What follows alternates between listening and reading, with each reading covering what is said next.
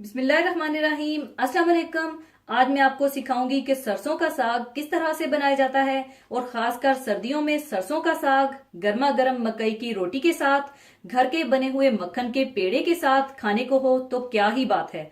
तो सरसों का साग बनाने के लिए हमें चाहिए होगा सरसों का साग 1 किलो, जिसे काटने के बाद आप खुले पानी में भिगोकर थोड़ा मलकर धोकर छान लीजिएगा ताकि सारी मट्टी इसमें से निकल जाए। और पालक ले लीजिएगा ½ किलो, इसे भी खुले पानी में भिगोकर छान लीजिएगा। और मेथी के पत्ते ले लीजिएगा 1 पाव या तकरीबन 200 ग्राम, इसे भी धोकर छान लीजिएगा। और तकरीबन 8 जवे लहसुन के और सूखी साबुत सुर्ख मिर्चें 6 अदद, 10 अदद छोटी तेज वाली हरी मिर्चें रफली काट लीजिएगा। और फ्रेश पिसा हुआ लहसुन 1 टेबल स्पून और फ्रेश पिसी हुई अदरक 1 टेबल स्पून और नमक हस्बे जरूरत और देसी घी 1 कप। और अगर आप तेल लेना चाहते हैं तो आप तेल ले लीजिएगा, जो आपका दिल चाहे ले लीजिएगा।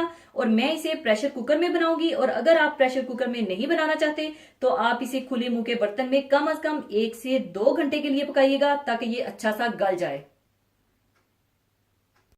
सबसे पहले आप प्रेशर कुकर में 3 कप पानी डाल लें।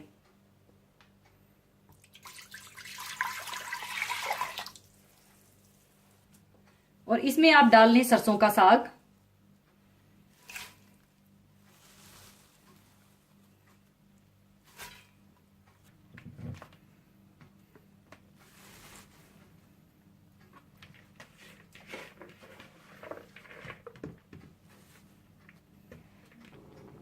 और जैसे ही इसमें थोड़ा उबाल आ जाएगा और साग थोड़ा सा नीचे बैठ जाएगा तो मैं इसमें पालक और मेथी भी डाल दूंगी।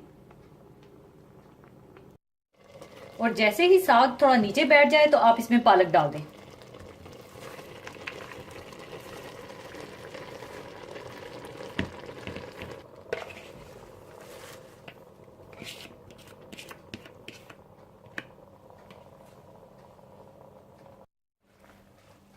और जैसे ही पालक भी थोड़ी सी नीचे बैठ जाए तो आप इसमें मेथी डाल दें।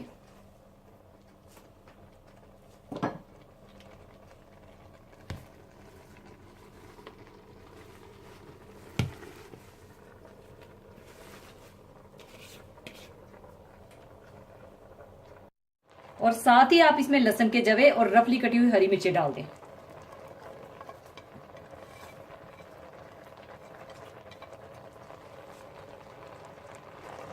और इसे अच्छी तरह से मिला लीजिए।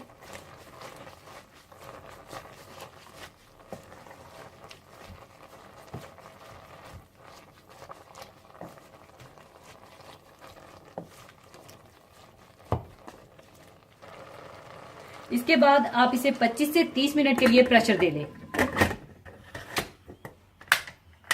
30 मिनट प्रेशर देने के बाद आप चूल्हा बंद कर दीजिए और प्रेशर कुकर को खोल लीजिए।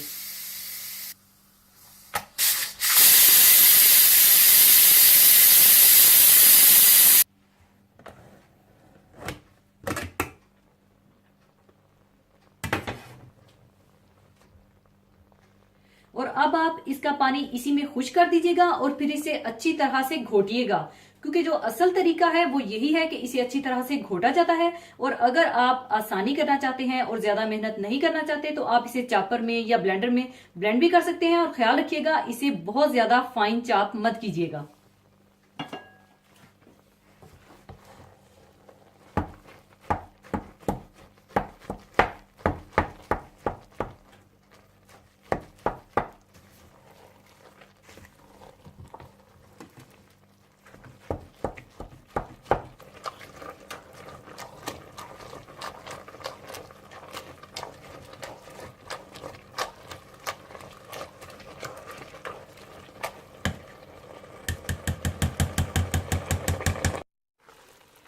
और जब साग अच्छा सा घुट जाए और पानी खुश्क हो जाए तो चूल्हा बंद कर दें और आप इसे चूल्हे से उतार लें।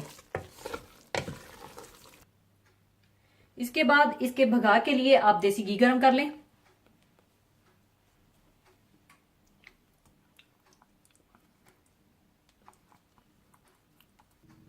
और इसमें आप डाल दें पिसा हुआ लहसुन,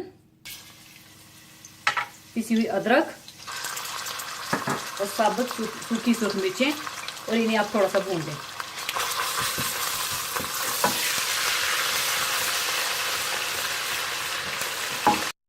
और जैसे ही अदरक लहसुन थोड़ा सा भुन जाए तो आप इसमें साग डाल दें।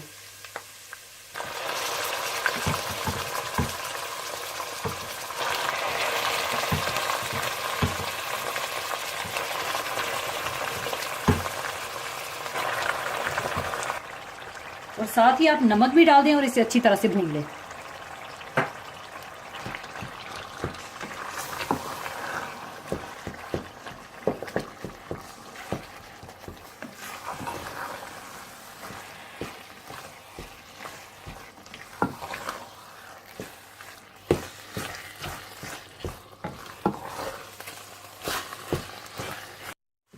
साग अच्छा सा भुन चुका है और तैयार है। अब इसे मैं डिश आउट कर दूंगी।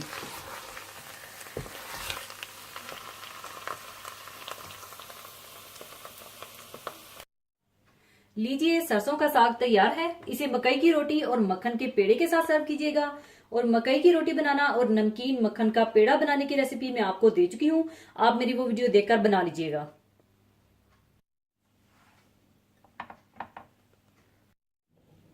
और जाने से पहले मैं एक हदीस पाक शेयर करना चाहूंगी। हदीस पाक इस तरह से है। हजरत अंस रजी अल्लाह ताला अन्हो से रवायत है कि रसूलुल्लाह सल्लल्लाहु अलैहि वसल्लम एक जवान के पास उसके आखिरी वक्त में जबकि वो इस दुनिया से रुखसत हो रहा था तशरीफ ले गए और आप सल्लल्लाहु अलैहि वसल्लम ने उससे दरियाफ्त फरमाया कि इस वक्त तुम अपने आप को किस हाल में पाते हो।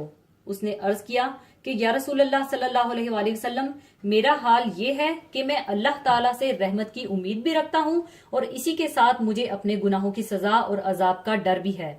आप सल्लल्लाहु अलैहि वसल्लम ने इरशाद फरमाया, यकीन करो जिस दिल में उम्मीद और खौफ की ये दोनों कैफियतें ऐसे आलम में यानी मौत के वक्त जमा हो तो अल्लाह ताला उसको वो जरूर अता फरमा देंगे जिसकी उसको अल्लाह की रहमत से उम्मीद है। मुसलमान को अपनी इस्लाह के लिए खौफ और उम्मीद दोनों ही मतलूब हैं। अगर ये दोनों साथ साथ होंगे तो इंसान के अमाल और इखलाक में बेहतरी होगी।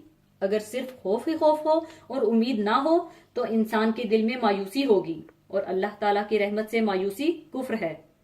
खौफ इतना ना हो कि मायूसी हो जाए, इतना खौफ हो कि जिसकी बिना पर आदमी गुनाहों से बच जाए, और खौफ ना ही इतना कम हो कि गफलत में पड़ जाए, यानी खौफ एतदाल में रहना चाहिए। दूसरी तरफ उम्मीद भी इतनी कम ना हो कि मायूसी हो और इतनी भी ज्यादा ना हो कि लापरवाही की हुदूद में दाखिल हो जाए और इसके नतीजे में आदमी गुनाह करने लगे। बदबख्त है वो शख्स जो तौबा की उम्मीद पर गुनाह करे। गुनाह से पहले उम्मीद का नहीं बल्कि खौफ का मौका है। लेकिन जब गलती हो गई और दिल में नदामत पैदा हुई, गुनाह को छोड़ने का इरादा कर लिया और तौबा के ऊपर आमादा हो गया तो अल्लाह की रहमत से उम्मीद बांधकर इस्तगफार करे और मायूस ना हो। इसलिए ये दोनों चीजें साथ साथ चलती हैं। इसी के साथ मैं आपसे इजाजत चाहूंगी। अपना बहुत ख्याल रखिएगा, दुआओं में याद रखिएगा। अल्लाह हाफिज।